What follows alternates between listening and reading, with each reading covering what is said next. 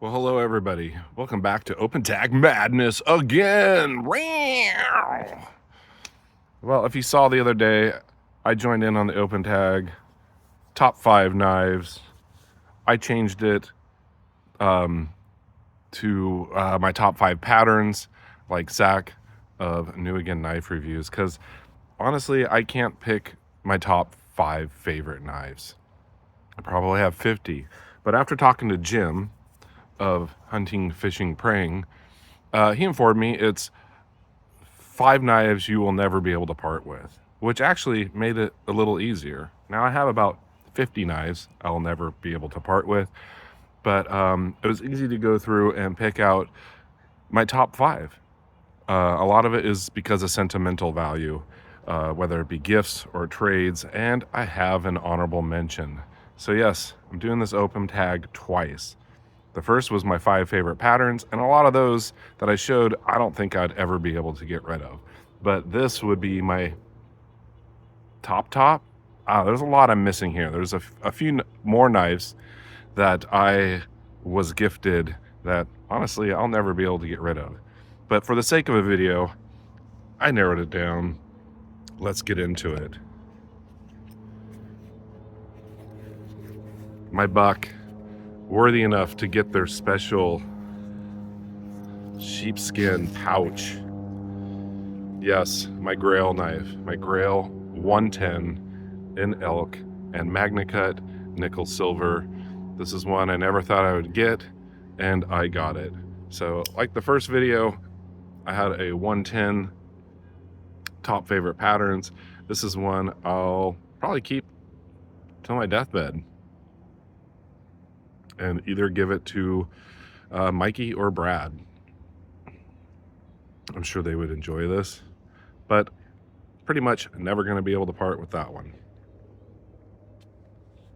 This next one was a trade with Kirby Creek Mo.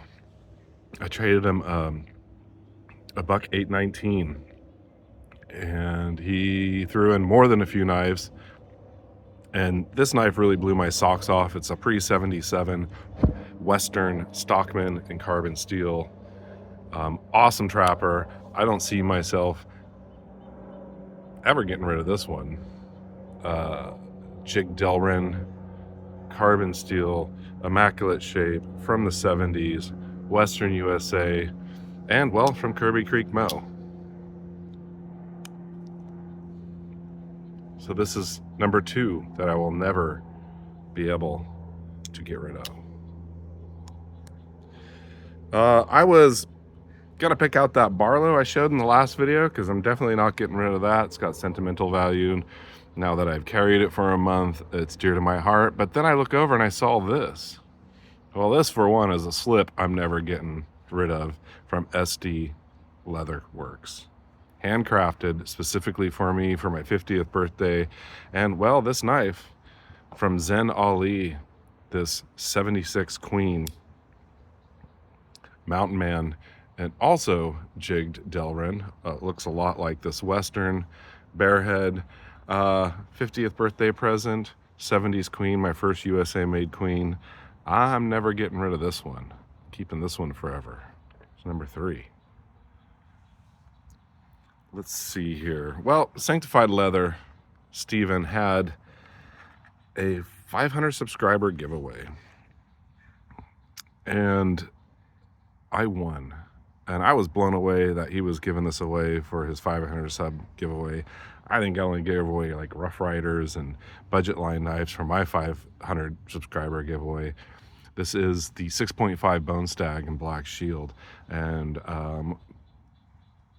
definitely one of my favorite patterns and maybe my favorite Saudi. Sure, it's not carbon steel, but I can't ever see myself parting with this. I felt so lucky to win this from Steven of Sanctified Leather. By the way, this is his leather slip.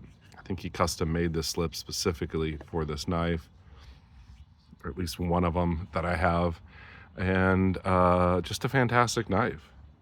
I do already have a 6.5 bone stag, but I'd probably get rid of that one before I got rid of this one because the sentimental value of winning this from him.